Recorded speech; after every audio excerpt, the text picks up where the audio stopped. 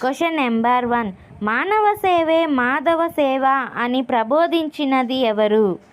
Answer Ramakrishna Paramahamsa. Question number 2.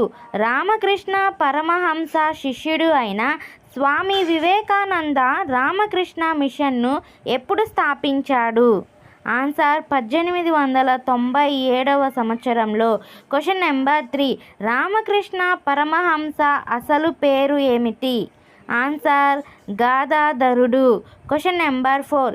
స్వామి వివేకానందుడు పాల్గొనిన అంతర్జాతీయ మత సమావేశములు ఏవి?